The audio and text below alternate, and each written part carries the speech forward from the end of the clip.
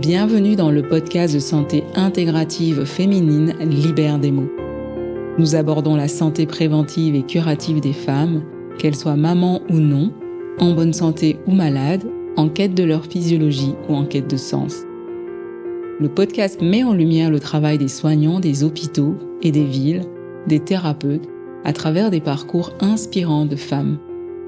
Des expertises de santé autour des pathologies féminines durant les saisons sont parsemées en intersaison par des conseils, des astuces de santé féminine quotidienne et des méditations guidées pour toutes. Vous découvrirez aussi les mots des hommes qui soutiennent ou soignent les femmes.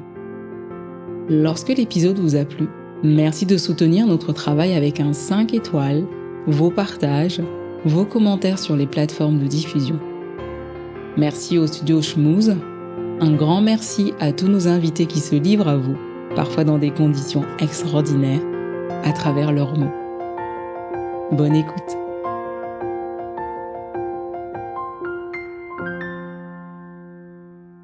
Bonjour Isabelle. Bonjour Nina. Je suis ravie de te revoir et de partager avec toi ce moment au sein de ton service, au sein du centre Oscar Lambret, qui prend en charge les cancers, notamment le cancer du sein. Comment vas-tu ? Très bien. Très bien, je suis ravie d'être là aussi. Est-ce que tu peux te présenter brièvement, nous parler un petit peu de ton parcours et répondre à cette question ? Pourquoi est-ce que tu es devenue soignante ? Alors, c'était pas une fin en soi en fait pour moi. Au départ, je voulais être prof d'anglais. Et voilà, donc ça c'était la terminale. Et puis j'ai rencontré ma cousine qui était infirmière en réa. Et qui m'a un peu raconté ses anecdotes. Et j'avoue que ça m'a un peu interpellée en me disant mais pourquoi pas ? Le milieu hospitalier était complètement inconnu pour moi, mais ça m'avait intriguée. Et j'ai passé le concours, je l'ai eu, je suis arrivée en 90 à l'école d'infirmière à Armentières, je suis sortie en 93, j'avais fait des stages au centre Oscar Lambret, j'ai tout de suite accroché et j'avais envie de travailler en cancérologie, donc je suis arrivée au centre en juin 93 maintenant. Ah, quand même. Oui. Merci de rappeler que ça fait un moment. Non, mais j'essaye de... Mais c'est hyper touchant, je trouve, ce temps consacré. Enfin, c'est... Oui, ça a vraiment été une révélation, les stages pour moi, en fait. Le contact avec les patients de cancéro, la prise en charge particulière et ce que le centre offrait pour les patientes et la recherche une optimisation de parcours de bien-être et de prise en charge, de bonne prise en charge. C'est quelque chose qui m'a vraiment interpellée et j'avais vraiment envie de travailler ici. Je me sentais utile, plus utile qu'ailleurs peut-être. Wow. Ou en tout cas, je trouve qu'on avait vraiment une mission. Voilà, je te finirais ça comme ça. Moi, j'étais jeune, j'avais 20 ans, mais voilà, c'était ma mission de 20 ans. Waouh, magnifique, une vraie vocation alors. Bah, finalement, oui. Au départ, j'avais pas du tout cette idée. Et finalement, en étant arrivée au fur et à mesure de mon parcours au centre, oui, je me dis que vraiment, là, maintenant, j'ai 50 ans et je me dis que c'est là où je devais être, en fait. Donc, je suis arrivée en 93, j'ai travaillé en chirurgie. Après, je me suis formée, j'ai passé un diplôme universitaire de plaie et cicatrisation à Ivry. Donc, je me suis occupée d'un service de soins externes qui a ouvert d'ailleurs avec moi, où on a pris en charge en fait les patientes au sortir des interventions chirurgicales. Elles revoyaient les médecins et on faisait aussi des ponctions, enfin on faisait les soins adéquats en sortant d'hospitalisation. Je me suis formée en tatouage, donc je faisais les tatouages des aréoles et des mamelons pour les patientes reconstruites.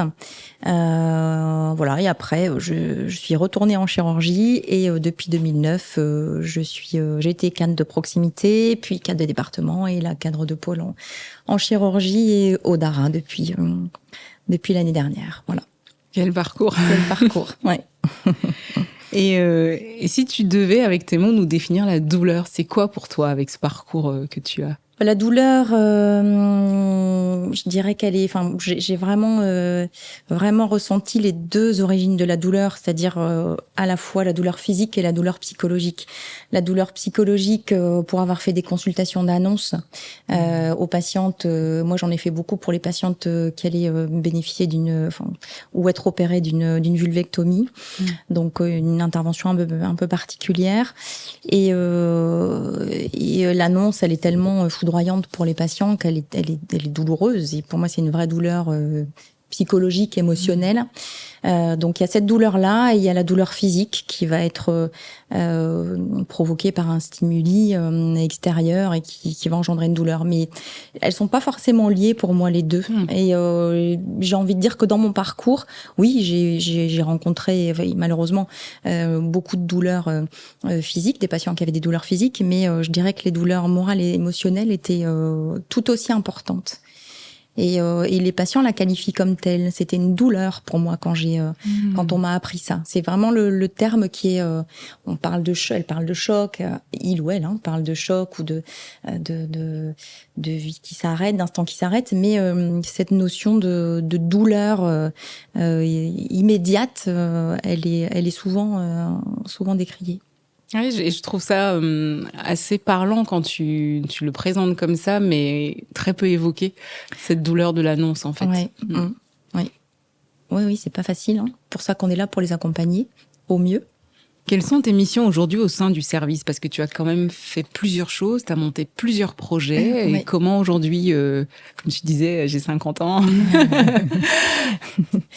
Alors aujourd'hui, je suis cadre de pôle pour la chirurgie en fait. Donc je m'occupe de 4 services de chirurgie, un service de scénologie, donc les cancers du sein, un service d'ambulatoire, un service d'oncologie générale, un service d'ORL chirurgical et le service d'unité de surveillance continue. Voilà. Ça fait beaucoup, non? Oui, après j'ai des cannes de proximité pour m'épauler, heureusement. Oui. Est-ce que tu pourrais nous parler de ton parcours personnel? Oui. Alors moi j'ai un parcours personnel qui est un peu un parcours patient expert, on va dire, parce que en 2000 on a trouvé la mutation génétique BRCA2 en fait dans mon sang, donc parce que j'avais beaucoup d'antécédents familiaux de cancer du sein et de l'ovaire. Les 5 membres de la famille de ma maman étaient atteints de cancer du sein ou de l'ovaire. Et donc, on a commencé à faire l'étude génétique. C'était spontané, cette étude? Oui, c'était voulu, oui, c'était volontaire. Et donc, on a trouvé, parce que le gène BRCA2 n'existait pas à l'époque où on a fait les prélèvements sanguins. Donc, quand on a découvert ce gène, ils ont fait les recherches, évidemment, sur nos tubes de prélèvement, et on nous l'a trouvé pour beaucoup d'entre nous dans la famille, et pour moi notamment. Donc voilà, donc on apprend un jour qu'on a cette épée de Damoclès au-dessus de la tête. Donc on travaille en cancéro, c'est un peu compliqué au début, puis on s'y fait, on se dit il va falloir faire un choix qui est un peu compliqué. Donc ça a commencé par des surveillances annuelles avec une IRM mammaire. IRM mammaire très confortable, il fallait s'installer en plaçant les seins dans les gaufriers. En plus, je les faisais ici, donc c'était des collègues qui me les faisaient. Je n'étais pas forcément très à l'aise, mais bon, j'avais confiance et je voulais absolument le faire ici. Et puis à un moment donné, les années passent et puis on trouve des choses sur les IRM, parce que c'est un peu l'intérêt de trouver des choses, de dépister des choses très tôt. Donc on fait écho, mammo, on fait scanner. Quel âge à peu près? Je te coupe. Désolée. J'avais 30. J'avais quel âge quand on a commencé? 20. C'était, je sais plus, en 2000. Je suis née en 72. Oui, ça a commencé. J'avais presque 30 ans en fait. Oui, c'est ça, 30 ans. Et donc mammo tous les ans, donc mammo écho, parce qu'à chaque fois on voyait quelque chose sur mes IRM. Donc j'en ai eu marre en fait, et je me suis dit est-ce que je continue la surveillance, qui n'empêchera pas que, ou est-ce que je fais le choix qui m'avait été proposé de faire une chirurgie prophylactique des ovaires dans un premier temps pour diminuer mon risque au niveau du sein de 50% et du sein dans un deuxième temps. Bon, le sein, c'était un peu plus compliqué à imaginer. Donc, j'ai commencé par les ovaires. Hystérectomie totale, ovariectomie que j'ai fait en 2009, donc j'avais 37 ans. Assez jeune pour être ménopausée, mais bon voilà. C'était un choix personnel et c'était réfléchi parce que ça faisait déjà 5 ans en fait que je savais que j'avais la mutation. J'ai eu mes 2 enfants, j'en souhaitais pas d'autres et je me suis dit bon c'est le moment parce que les 2 là j'ai envie d'en profiter. Oui. Et donc je vais faire l'intervention pour diminuer mes risques. Et puis le cheminement faisant, je me suis fait opérer des seins donc en 2014. Là je me sentais prête, vraiment prête. Il y avait déjà eu des cas dans la famille avérés, oui, si jeunes. Toutes les sœurs, oui, c'était assez jeune en plus chez nous. Seins et ovaires. Donc certaines seins et ovaires, d'autres, quelques-unes que seins et d'autres les 2.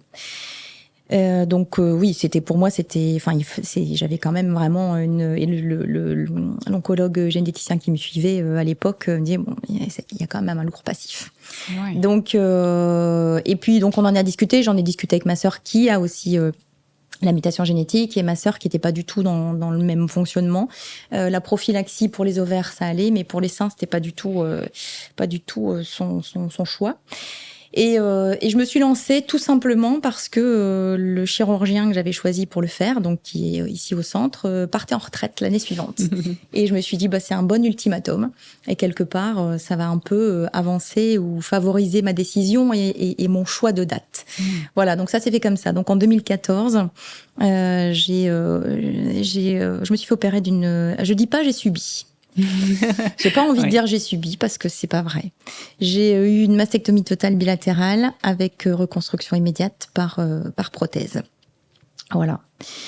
Donc ça c'était en 2014 et en fait depuis 2014 j'ai travaillé en collaboration avec un médecin oncologue qui recevait les patients dans cette idée de génétique et dès qu'il y avait des patients à qui il proposait la prophylaxie et qui étaient plus ou moins prête, ou en tout cas qui s'intéressait à cette prophylaxie. Elle me demandait si je pouvais les rencontrer en fait et parler de mon vécu, ce que je ressentais, parce que on va dire des choses par rapport à l'intervention, les questions classiques, c'est mais alors comment ça va être, parce que c'est très compliqué en fait. Ça a déjà été compliqué pour moi alors que je travaille en scéno, mais parce que on mélange à la fois la reconstruction et l'esthétique. Et ça n'a rien à voir. C'est-à-dire qu'on reconstruit un sein, donc on vient pas embellir un sein, on vient le reconstruire du mieux qu'on peut. On a des chirurgiens qui travaillent très bien, mais ça n'est pas esthétique, c'est de la reconstruction. Et ça, c'est, je pense, la base ça a été vraiment pour moi le maître mot, se dire tu fais pas une intervention esthétique, Isa, tu fais une reconstruction. Et en fait, je l'ai tellement intégré que, effectivement, pour moi, ça a été une reconstruction pour plein de choses, en fait. J'ai envie de dire que j'ai eu une deuxième vie de femme, en fait, depuis cette intervention. J'ai eu des problèmes de cicatrisation, évidemment, en tant que référent cicatrisation. Oui, tu as expérimenté. Je savais de quoi je parlais, donc j'ai expérimenté aussi. Donc j'ai eu des problèmes de cicatrisation post-opératoire. Bon, voilà tout. Et puis, et voilà. Donc là maintenant, avec le recul, ça va faire 10 ans bientôt que je l'ai fait, et c'est une victoire en fait. C'est une expérience de vie de femme, c'est ma victoire en fait. De l'avoir fait. En victoire, pourquoi? Parce que à l'époque, quand j'ai choisi de le faire, donc c'était dans les années, je me suis fait opérer en 2014, donc j'ai réellement pris ma décision en 2012. Et 2 ans après. Ouais. Et parce qu'il fallait encore mûrir un peu l'affaire. Voilà. Et en 2012, j'étais regardée comme un zombie. Enfin, mais pourquoi ce choix? Mais c'est dingue. On va quand même pas enlever les seins ou t'enlever les seins de manière prophylactique. Mais ça veut dire quoi? On n'a qu'à te faire des examens, on va surveiller, et puis on verra quand il y aura quelque chose. Donc, fallait que j'explique que l'examen n'empêchait pas de trouver quelque chose, bien sûr, puisque c'est ce à quoi ça sert. Mais avec les risques que j'avais moi perso, c'était l'évidence en fait. Pour moi, il fallait que je le fasse. Mais alors, aucun soutien, aucun soutien. Même dans ta famille? Non, même dans la famille, c'était un peu compliqué. Pourtant, c'était connu. Alors auprès de ma mère qui a eu un cancer du sein et ma sœur, c'était là il y avait plus de compréhension parce qu'elles avaient été vues à cette consultation d'oncogénétique. Donc pour elles c'était un peu moins flou que les autres. Mais mes amis ou même mon mari ou ma belle famille de l'époque c'était c'était pas compris. C'était je comprends pas. C'est prendre une décision qui paraît tellement c'était trop, c'était vraiment excessif, c'était excessif. Donc je me suis dit je tout, je m'embarque toute seule et je me plaindrai pas et j'ai même dit je me souviens avoir dit à mon mari à l'époque écoute, je le fais parce que pour moi c'est ce qu'il faut faire, mais je me plaindrai pas après. Je sais que toi t'es plus sur la surveillance. Moi j'ai fait le choix de le faire parce que j'ai envie de voir grandir mes enfants, j'ai pas envie d'avoir une épée de Damoclès sur la tête. J'en ai marre de mettre mes seins dans les gaufriers d'IRM. Donc je fais le choix et je me plaindrai pas après, quelles que soient les conséquences que j'aurai avec cette intervention. J'ai eu mes problèmes de cicatrisation, j'ai rien dit, j'ai fait ma popote dans mon coin. Et puis après est venu le temps où on réalise en fait ce que c'est que la reconstruction, c'est-à-dire qu'on n'a plus de sensations. Le résultat. Alors moi j'étais contente quelque part, je vais quand même le dire parce que j'avais une poitrine qui me plaisait pas, j'avais des gros seins, je me suis dit profite. Profite puisque tu vas être une nouvelle femme, ce qui te gêne, tu t'en débarrasses. Donc j'avais réduit ma poitrine. Donc j'avais mêlé un peu, on va dire l'utile à l'agréable. À l'agréable. Et après ça a été un parcours, j'ai envie de dire j'ai pas envie de dire qu'il est encore terminé parce que je trouve que c'est chouette. En fait, je me suis redécouverte femme en fait avec cette intervention et j'ai vraiment compris à ce moment-là l'interaction hyper importante qu'il y avait entre l'esprit et le corps. Ah, c'est beau. Parce que j'avais pas de douleur, hein. C'était pas douloureux du tout, mais comme j'avais plus ces sensations. En fait, j'ai appris,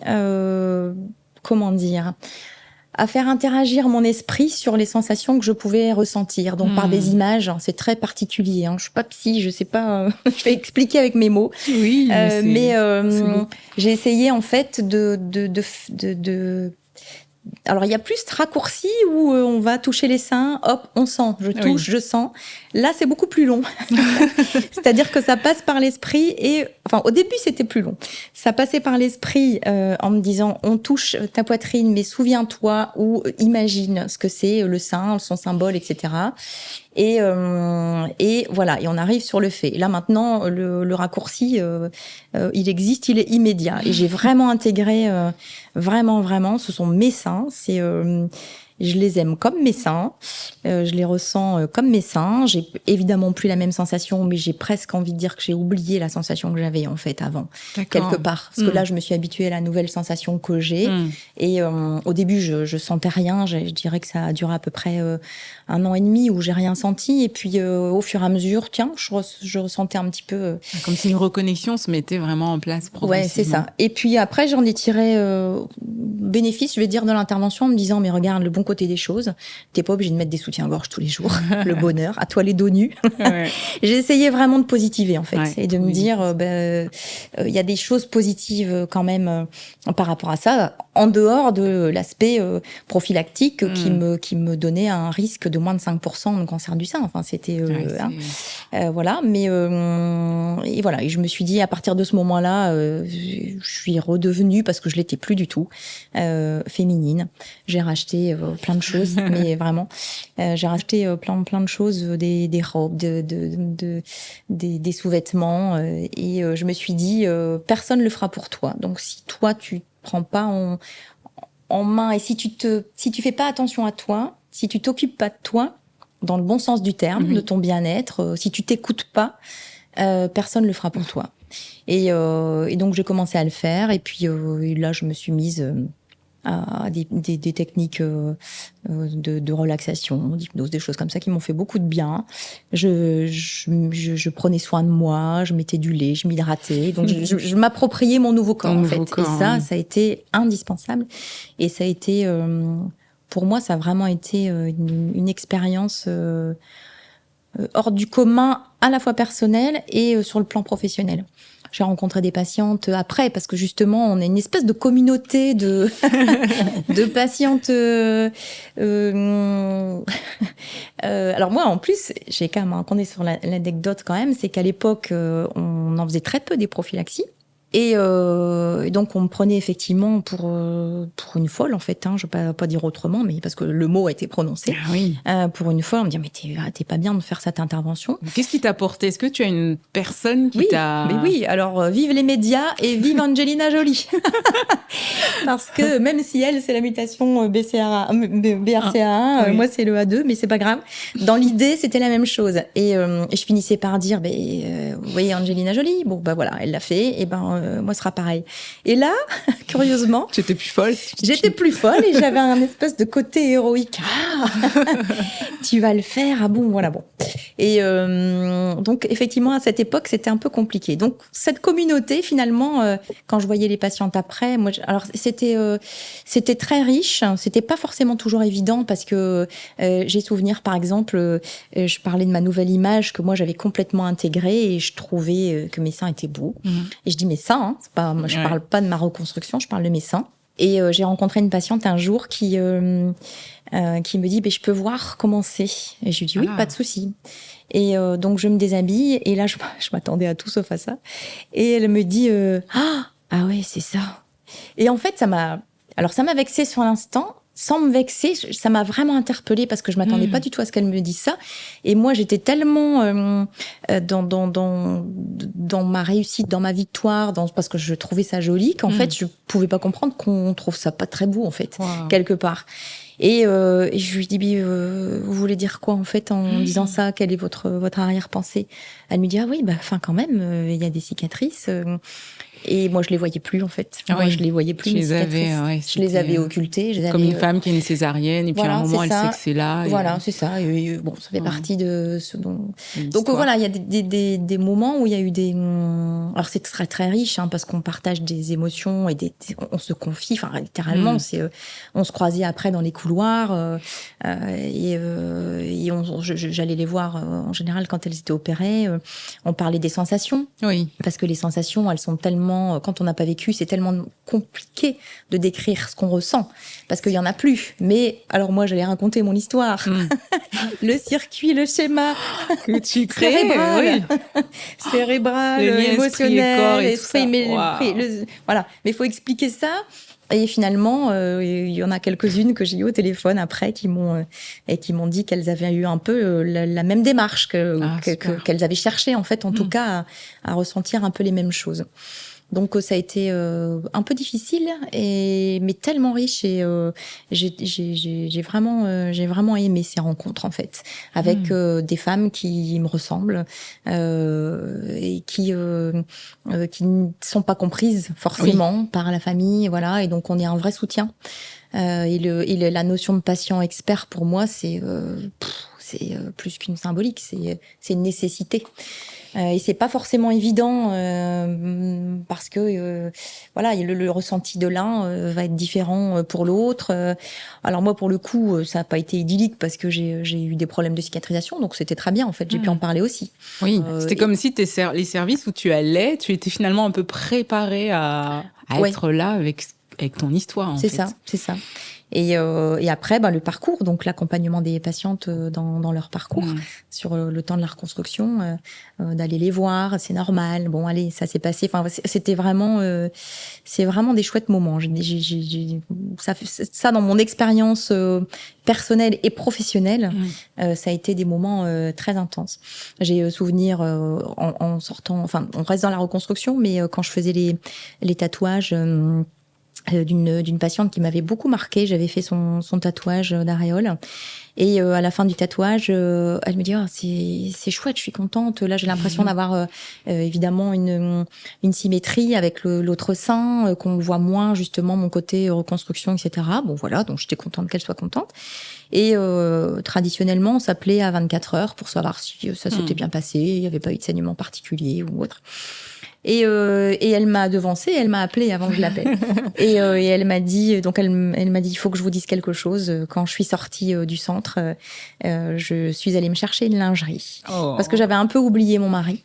Parce que je m'étais oubliée. Ah, c'est trop touchant. Et je me suis acheté une nuisette. Et elle dit, là, c'était festival.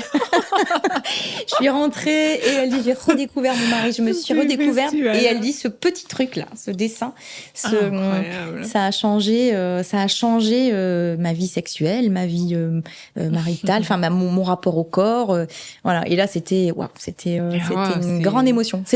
Là, ça fait partie des faits. Ah oui, c'est des pépites d'histoire. Ah oui, c'est les pépites qu'on n'oublie pas et qui marquent une carrière et qu'on comprend tellement à la fois sur le plan pro et perso. Oui, même toi, je me dis, tu t'es formée pour ça et là, tu le fais et il y a autre chose qui transparaît derrière. Oui, c'est une expérience, c'est pas évident au départ. Il faut bien la mûrir, la réflexion et le choix, faut bien le mûrir, bien réfléchir, rencontrer les personnes adéquates, reposer des questions, revoir le CHIR s'il faut, et si on peut rencontrer des patients experts justement, des patients témoins qui ont vécu cette expérience et qui sont capables d'en parler avec le recul. Et alors, moi, en plus, là, j'ai encore plus de recul, donc voilà. Mais c'est rigolo parce que dans l'esprit des gens, je me souviens mon fils, quand je suis donc il était jeune à l'époque, il avait quel âge? Je pense qu'il avait 9 ou 10 ans. Et je suis rentrée à la maison et il me dit, il me dit ça va maman? Puis je voyais qu'il me regardait intrigué. Et j'ai dit oui mon chéri, ça s'est bien passé. Bon voilà. Et puis un jour je pars le chercher à l'école et puis j'apprends qu'en fait il avait annoncé à tout le monde que maman avait des tétés d'acier. Des tétés d'acier. J'ai dit oui, Pauline, vas-y et dis-moi un petit peu ce que ça veut dire les tétés d'acier. Et en fait, donc du haut de ses 9 ans, lui, il avait compris en fait que les prothèses qu'on m'avait posées, ça ressemblait à ces super-héros, voilà. Et donc au départ, ça m'a fait rire. Après, je me suis dit mon Dieu, la honte. À l'école, tout le monde sait que j'ai des seins bioniques. Et puis après, je me suis dit finalement, c'est chouette ce parallèle entre le super-héros et maman, la super-héros, l'héroïne. Voilà, ça m'a plu. Et mais c'est voilà encore une fois dans l'image que peuvent se faire les gens. Là, c'est un gamin, mais l'image qu'on peut se faire de ce qu'est une prothèse, une reconstruction. Dans les consultations d'annonce. Pareil moi j'ai commencé, je suis arrivée au centre donc j'avais 20 ans et donc j'ai rencontré au départ des patientes où j'étais surprise en fait en me disant en fait dans les consultations d'annonce au fur et à mesure en fait je me suis rendu compte que les patientes ne connaissaient pas leur corps. Donc par exemple pour les vulves c'était donc dites-moi donc pour voir un petit peu évaluer leur niveau de connaissance et dire elles en sont où, vous savez me situer où est l'utérus, qu'est-ce que c'est que l'utérus, que sont les grandes lèvres, les petites lèvres, etc. Et on avait des dessins, mais c'était rocambolesque, en se disant, mais c'est pas possible, en fait, et plus qu'on ne croit. Et là, donc, on avait déjà tout un travail d'information à donner, et mon Dieu, mais il y a un accompagnement, un grand accompagnement. L'acquisition du corps. Oui, qui va être absolument indispensable, et qui prend tout son sens dans l'accompagnement en hospitalisation parce que les femmes se connaissent mal et ça m'a vraiment marqué entre le début où j'ai commencé et maintenant, c'est-à-dire que alors peut-être que je suis aussi plus ouverte par rapport à ça, où je m'en rends davantage compte, je m'en préoccupe davantage, mais je trouve que maintenant on est beaucoup plus avant on faisait les choses parce qu'elles s'imposaient, je veux dire quand il y a une maladie ça s'impose donc on les fait, mais on était par exemple je pense à la lingerie qu'on offrait aux femmes avant, c'était de la lingerie pratique, c'était laid comme tout, on pensait pas du tout à la féminité et justement au tsunami qui arrive dans la vie de ces femmes, alors que maintenant il y a plein de lingeries sympas qui existent, toutes les marques s'y mettent, on a une image complètement différente, heureusement, qui a tellement évolué par rapport à ça sur la féminité, et moi je me sens complètement ambassadrice par rapport à ça. Et je me dis t'as été reconstruite, mais ça n'empêche, il faut que tu restes féminine, faut rester une femme et fière de l'être et bien se sentir, et et tout ce qui existe pour qu'on se sente bien, et ben il faut profiter. Ah, j'allais justement te demander si ta vision de la femme avait changé. Est-ce que tu as un abord différent avec la femme? Ah oui, ben complètement. Bah déjà par rapport à mon expérience, comme je te disais, je suis arrivée quand même assez jeune, donc voilà. Mais oui, et puis c'est par exemple dans des échanges avec des labos, par exemple pour les soutiens-gorge pour les patientes qui ont des mastectomies totales, on dit non mais vous pouvez pas faire des trucs un peu plus beaux, quoi, un peu moins moches et mémères, et on s'autorise. En fait, je trouve que c'est ça, en fait. Ma vision sur la féminité maintenant, c'est que je me dis, j'ai découvert, en fait, je me suis découverte. J'ai découvert mon corps et je m'autorise des choses maintenant, en fait, que je m'autorisais peut-être pas avant. Et oui, c'est ça. Je cherche à être le plus possible dans le bien-être, à me respecter, en fait. C'est vraiment le mot, je dirais. J'ai envie de me respecter. Qu'on me respecte et que je me respecte. Bon, ça c'est peut-être les 50 ans. C'est peut-être le quinquennat. Et est-ce que les thérapies complémentaires, là tu parlais de ton parcours, est-ce que c'est quelque chose que tu abordais déjà, peut-être pas à 20 ans parce que tu étais jeune, mais comment ça a évolué puisque tu es dans le service depuis longtemps? Oui, moi j'ai découvert un peu sur le tard. Alors au centre, on a la chance d'avoir beaucoup travaillé sur les parcours, l'accompagnement des patientes. On propose les casques virtuels, par exemple, tu vois, en pré-op ou pendant l'hospitalisation pour diminuer le stress, l'anxiété, détendre les patients, faire en sorte qu'il y ait des moments d'apaisement pendant l'hospitalisation. Et ça plaît beaucoup, hein, les casques virtuels. Avant, on avait des MP3 avec l'hypnose. On propose de la relaxation. Il y a les soins socio-esthétiques. Il y a plein de choses qui sont proposées pour les patientes comme ça. Moi, j'avoue que j'ai découvert sur le tard, sur le tard, c'est il y a à peu près une dizaine d'années, le bienfait et l'intérêt complet de tous ces soins. Moi, j'aime beaucoup l'hypnose, je pratique pas mal la méditation, la relaxation. Je trouve que c'est savoir se poser, se recentrer sur soi. Et s'accorder du temps pour soi, c'est se respecter. Je reviens sur le terme de respect. On a le droit, et même si on court partout, moi j'ai 2 enfants, je m'en occupe seule, mais je m'accorde le droit en tant que femme. Et ils l'ont bien compris d'ailleurs. Laisse maman. C'est 2 garçons en plus. Oui, c'est 2 garçons. Oui. Et flûte. J'ai mon moment et voilà, c'est tout. Il faut l'imposer parce que si on l'impose pas, on l'a pas. Et voilà, et c'est hyper important. Et la méditation, moi ça m'a beaucoup aidée. J'arrivais pas à me détendre en fait. Et ça m'a permis, en me détendant finalement, de prendre conscience de mon corps aussi, de ce que je ressentais dans mon corps, parce que finalement j'avais l'impression d'être un espèce de bout de bois, toujours sollicité par le travail, la maison, et finalement quand j'ai posé mes valises, j'ai envie de dire, et où je me suis rendu compte que j'avais un corps vivant et qui avait besoin d'être détendu, qui avait besoin qu'on prenne soin de lui. Ça a été une vraie révélation. Donc oui, méditation, ASMR, etc. Ça, c'est des trucs que j'aime bien parce que ça fait du bien. Donc ouais, je trouve qu'à partir du moment où ça procure un bien-être pour la personne, c'est mais abusons-en, abusons-en. C'est je te rejoins, hein, le yoga thérapeutique ou même le yoga tout simple.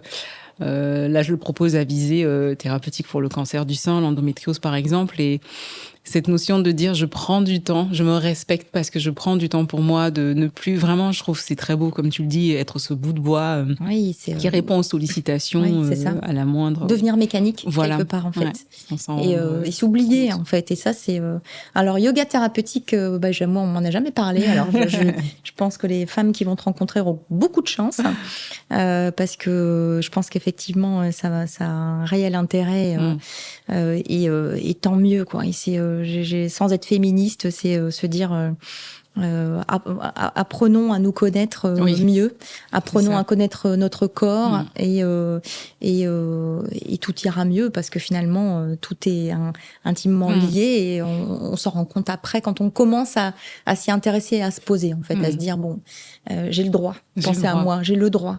Et c'est vrai que tout à l'heure, Hervé me parlait de ce sentiment d'abandon qui peut beaucoup exister chez les femmes.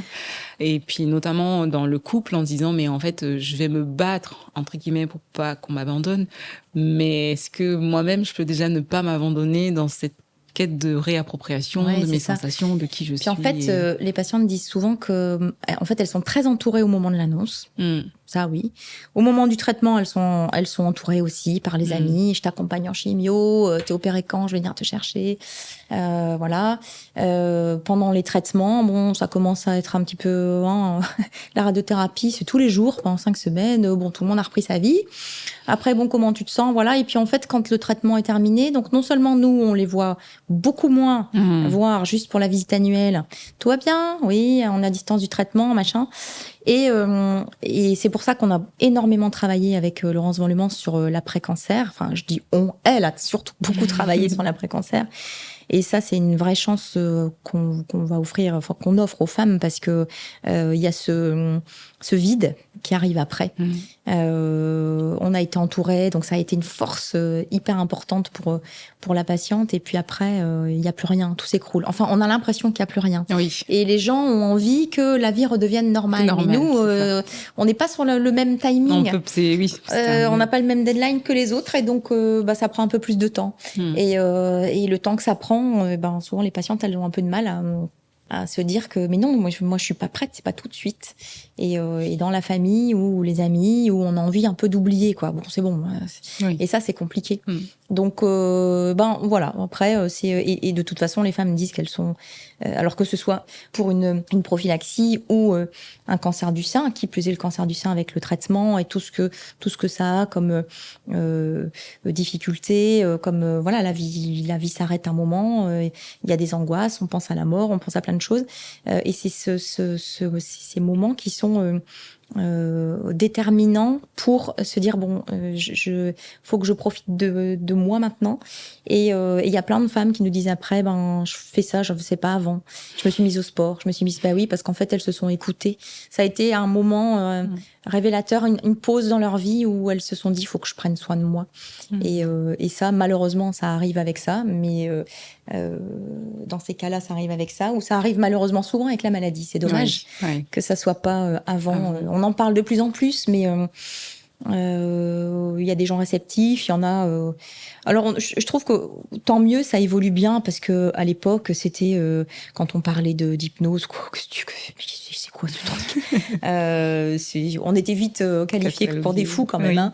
Et là maintenant, c'est bien intégré quand même. Les ASMR, ça fait rire les gens, mais les gens chez qui ça marche, moi-même, ça me fait rire. Mais je trouve ça drôle, mais ça fonctionne, ça m'apaise et ça me permet de dormir. Donc tant mieux. Et c'est valable pour beaucoup de choses. Et quand il y a en plus, mais moi j'ai pas de douleur, c'est juste ça va m'aider pour le sommeil. Mais les gens qui ont des douleurs en plus, et surtout, il faut essayer, quoi. S'il y a rien en thérapeutique classique, médicale qui fonctionne, essayons toutes ces médecines alternatives, tous ces soins alternatifs qui ne peuvent qu'améliorer les choses et faire que vraiment la notion du bien-être, ce soit elle qui transcende et qui soit la plus importante.